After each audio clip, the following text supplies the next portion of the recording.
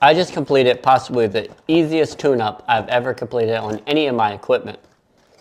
So I think by now, majority of us have owned a piece of equipment or a vehicle that has a belt, a alternator, a battery, spark plugs, coil packs, easy replaceable items, or well, they used to be, that are now in extremely hard to get to spots that you need some type of experienced mechanic or take it to the dealership to actually get fixed. Well, our boys at Echo actually did us a favor. So people like you and people like me, whether you are an experienced mechanic or brand new to this, can actually maintain their equipment. If you would like to see a full review of this piece of equipment, well then click the link here. So according to the owner's manual, which should actually be the start of our project, which most of us don't use, I understand, but hear me out. It breaks down its maintenance interval chart into really 3 categories. You have your daily, quarterly, and then annual inspections. And then the actual chart is broken down into 3 sections. The first side, or the first part of it, is the actual component or its system. The second portion is the procedure. And then lastly is the skill level required to actually do the procedure. Before we do any type of maintenance, let's go to Home Depot. One of the reasons I went with Home Depot rather than one of my local equipment dealers is really just the flexibility that it allows me to have.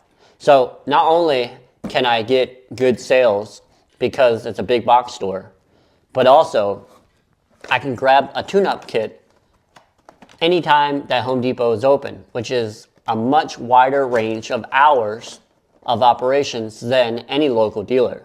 You can get there really early before work, or I can get there extremely late when I'm getting off of work.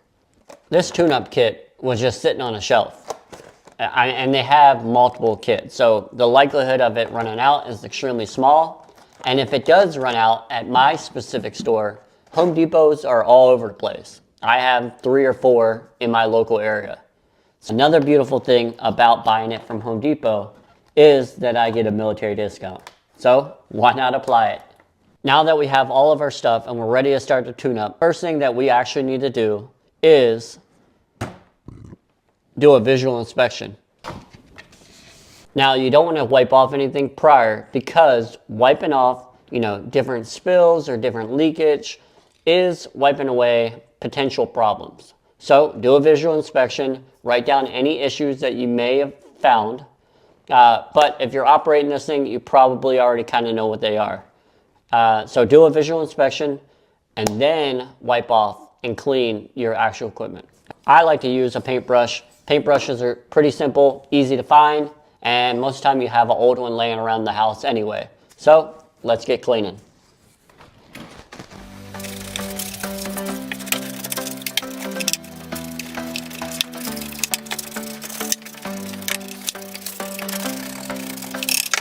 The next thing is really gathering tools and equipment. Make sure that you have everything before you start, because there's nothing worse than actually getting in the middle of a job and having to stop to go to a store. All right, so for tools, basically you need a 19mm deep well socket to get onto the spark plug. You need a pair of vice grips, basically lock down to make sure the fuel doesn't come out. Just something to open up your packages, something to retrieve the actual fuel line itself, and that's basically it for a tune-up on this Echo. Here is our actual tune-up kit. It comes with a fuel filter, a spark plug, and an air filter. First thing that we're going to start with is the easiest, and that is the air filter. Start first with the air filter itself. So it should be pretty simple. Basically you have one knob up here, one down here. All you're going to do is loosen it. They are captive bolts, so they should stay in place. Take out the old one. Has a little bit of fuel oil mixture, and it says that's pretty normal as you're inspected. So while I'm here, basically I'm just going to clean up the area Make sure you don't get any of this paper towel inside. That'd be a problem. And then just replace it. Simple as that. Looks pretty good too. Make sure this is the intake for the air filter, so make sure that goes on the bottom. Put it back on. Tighten it up.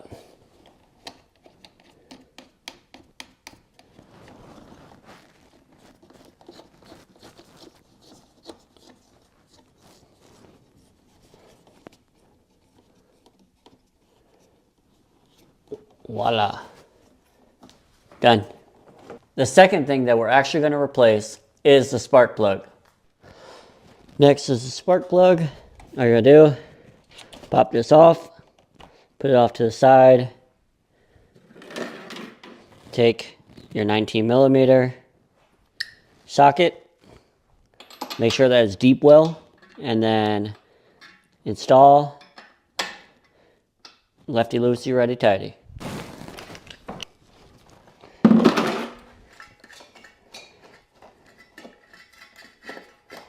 Remove it. There you go. You can inspect it. No issues. Then the new one, along the threads, you want to put anti-seize just so it doesn't seize up in there, and then ensure that the gap is within manufacturer's recommendations. But because I bought this from the actual company, Echo, it's already pre-gapped. So all we have to do is put some anti-seize and install.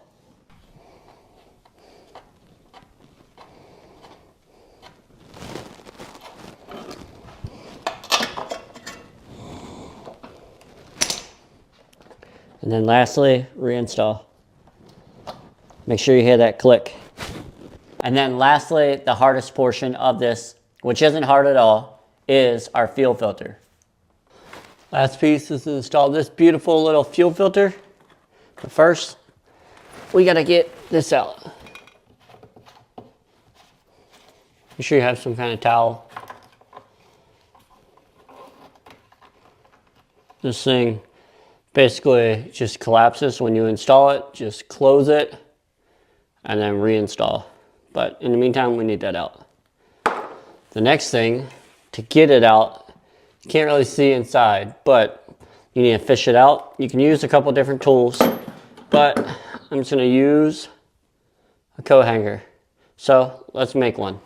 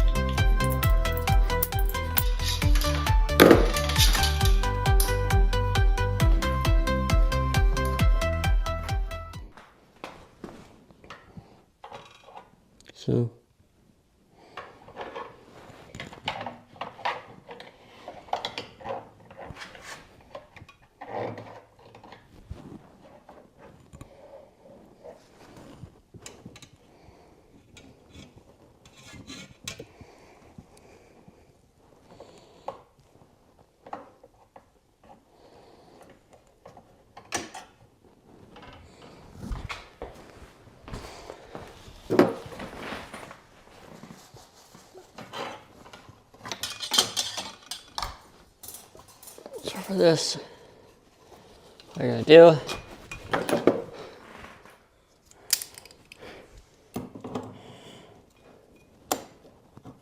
squeeze,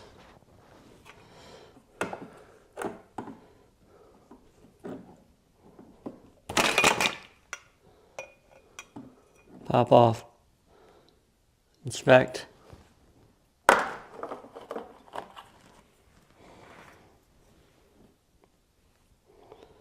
put it back on. Make sure that little piece right here, this choke collar, is over top that lip, which, let me show you the lip again. So as long as it's over that lip right there, that little metal piece, you're in good shape, because that's what's gonna hold it on. Then just release and drop it back in. You can use the coat hanger a second time to kind of like push it back in, but that's basically it.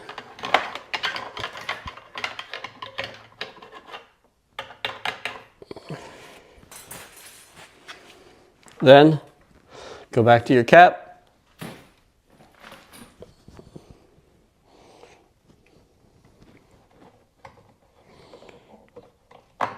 Push. And now you're good.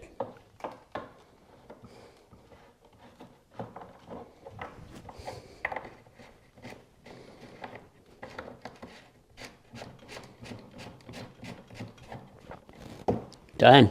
Good rule of thumb is to kind of look over the parts that you just took off and look to see if there's any tall tails. So the manufacturer, at least here, does say that you should expect a little bit of fuel oil mixture. See if there's any real problems with the spark plug or the inline fuel filter or the fuel filter itself, which everything seems to be pretty normal. Just good maintenance practice. And that pretty much wraps up this project. If you want to check out my other videos where I help veterans out in exchange for their conversations, that would be awesome. I'll see you next time.